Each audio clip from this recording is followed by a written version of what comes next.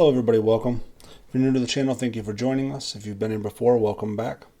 Yesterday we read the first chapter of the wonderful book 12 Pillars by authors Jim Rohn and Chris Widener. Today we'll be reading chapter 2, entitled Live a Life of Health. If you enjoy these readings, please make sure that you like and subscribe and share with your friends. If you have any suggestions on books that you'd like to hear be read, please let me know in the comments. Thank you guys so much. Chapter 2. Live a life of health. You should make sure that the outside of you is a good reflection of the inside of you. Michael knew that he would be passing by the estate where Charlie worked, so he called the number Charlie had given him and asked if he could stop by.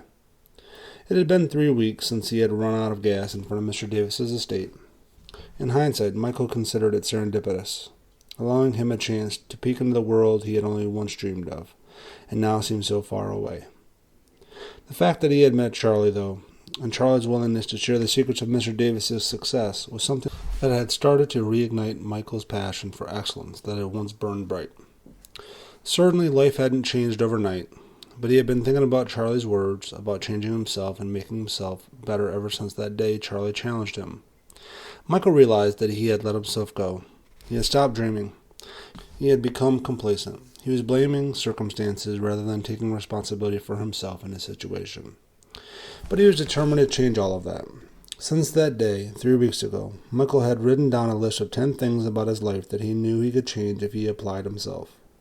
He looked at it each day and tried to work on at least one of them, just to make sure he was acting on what he knew was true.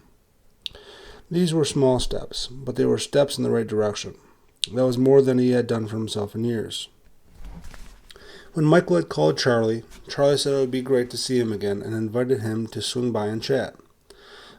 Michael told him what he had done since their last visit, and he was hoping Charlie would tell him some more about Mr. Davis. Charlie assured him he would be glad to. Michael thought it was somewhat strange learning about Mr. Davis from Charlie, but he realized that a guy like him was hardly going to get a chance to spend much time with a rich, powerful, and busy man like Mr. Davis, so he was happy to take what he could get. As he turned into the entrance, Michael saw that the gate was open, just as Charlie said it would be. He began down the driveway and could see that Charlie was out in the garden to the right of the house. There were gardens everywhere on the estate, and Michael guessed it must take Charlie a good 20 hours a week to keep them up, if not more. Each one seemed to be a perfect mix of colors and was impeccably maintained. Charlie was meticulous, that was for sure. Michael pulled his car into one of the parking places next to the workshop and walked over toward Charlie.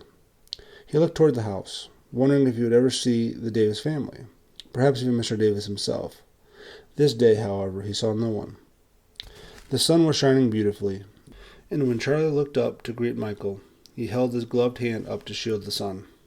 "Hello, Michael. Good to see you again." "Great to see you too, Charlie." Charlie motioned to the garden. "You don't mind if I keep on weeding and pruning while we talk, do you?" "No, not at all," Michael replied. "I'm glad you called to stop by. You were coming through anyway?" "Yes, I have an appointment this afternoon, but I wanted to drop by if you were around." "Well, I certainly am around. What's on your mind?" "I've been thinking about our last conversation quite a bit, actually." "You have?" Charlie asked, as he knelt back to work on the flowers he had been tending to. "What have you been thinking?" "Just about needing to change my life and work on myself. I had given up and just accepted mediocrity. I realized that I want more for my life. I mean, seeing Mr. Davis's house and all, it gave me a little vision of what I could become. Not that I'll ever become as rich or successful as Mr. Davis, but it showed me that more is possible. Does that make sense?" "It certainly does, Michael. Seeing what others have accomplished can provide you with a positive ambition of your own." "This may seem strange," Michael said, "but I am wondering if you wouldn't mind telling me the other 11 pillars of success as Mr. Davis puts it. I was thinking that from time to time, maybe you and I could get together, and you could tell me more about Mr. Davis and how he got to be where he was in life." "I think that would be fantastic, Michael. I get the feeling that you are ready to grow some." "I sure am. I guess it may be desperation. I am really just tired of living like I am. I need more. I figure knowing someone who knows how a person can become so successful is as good a route as any." "It is a great route, Michael. So what do you want to know?" "Well, why not just tell me the next couple of pillars? I'm assuming you know them all, right? Sort of like the 10 Commandments?" He said this with a slight chuckle. Well, they aren't quite the 10 Commandments, Michael, but they are important nonetheless. And yes, I know them quite well. I have 30 minutes. Next time I'll schedule more time if you can do it. But maybe you could tell me the next 2 today and I can begin working on them. Did you work on the first one yet? That's important because you have to apply what you learn. I did apply it. I made a list of things I can control and change in my life. And I have taken a couple of small steps toward improving. Very good, Michael. I'll be glad to tell you the next 2 then. Charlie saw a small weed and he pulled it quickly from the ground and tossed it in a pile he had been building on since earlier that morning. Pillar number 2 is total well-being. Mr. Davis believes in what he calls 3-dimensional health. What's that? Well, when you say health to most people, they think of their physical well-being. But Mr. Davis thinks of it as more than that. He thinks that a person is made up of 3 parts, the body, the soul, and the spirit. 3 dimensions. Okay, I could guess, but can you explain it a bit more than that? Sure. We have our bodies, that's obvious. But we also have our soul, which is basically our intellect and our emotions. Also our will. And then we have our spirit. That is a part of us that transcends this world. It is the part of us that is designed to be eternal. The fact is that most people pick one of those and work exclusively on that area. Mr. Davis thinks we need to work on each area because they are interdependent. What do you mean? They pick one area and work on it. You have some people who work on their physical health. Now, don't get me wrong. We need to work on ourselves because for so many people, that is an area they neglect. Have you ever noticed that some people take better care of their pets than they do themselves? Their animals can run like the wind, but they can barely make it up a flight of stairs. Those who take care of their physical health many times neglect the other 2 areas. Other people are all about the intellect and forget their bodies or spirits. And then there are people who are so spiritual they are no earthly good. Mr. Davis believes that you function best when you live in balance. Are you in balance, Michael? Michael looked down at his 40-year-old stomach. Not bad, he thought. Well, I am in pretty good shape. I could work out a bit more. What about your intellect, your emotions, and your spiritual life, Charlie pressed. I admit, I don't read much. I watch television when I have free time.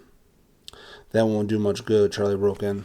Michael continued. As for my spiritual life, he just let it go because he didn't know how to answer. Okay, I got your tongue, Charlie kidded, looking up. No, I just don't do much of that. Well, it is very important, the most important. Mr. Davis says that it is like the 3-layered onion. You peel each layer back until you get to the core. The spiritual is at the core, and it is the most important. Then the second layer is the soul, and the outer layer is the physical, the body. Each part rests on the one below it, and it is only as strong as the layer below. Make sense? Yeah, I guess so. So where do I start? You can start by going back to your roots. Did you grow up with any spiritual influence? Yes, sure did. Went to church every week. There you go. Start there. Read good material that will help you reflect on your spiritual life. That's a good place to start. What about physical? I don't get much time to exercise. You need to start. Even if it is just a half hour a day. You're married, right? Yes, I sure am. Ask your wife to go on a nightly walk for a half hour. She'll love it and you'll get some exercise. The idea is to get started. Mr. Davis always says that we should take good care of our body because it is the place that we have to live. That's a good idea. Yes, Michael, you should make sure that the outside of you is a good reflection of the inside of you. If you focus on improving all of these areas, the body, soul, and spirit, you will see that each one will get stronger, and the stronger they get, the stronger they will make the others. It all ties together. That's pillar 2. Got it. Michael looked at his watch and realized he only had another 10 minutes or so. He wished he had given himself more time. What's number 3? Thank you for listening today. That was chapter 2. Live a life of health. Check back soon for chapter 3. The gift of relationships from the wonderful book, The 12 Pillars. Again, please don't forget to like and subscribe. If you have any comments or suggestions, I'd love to hear them.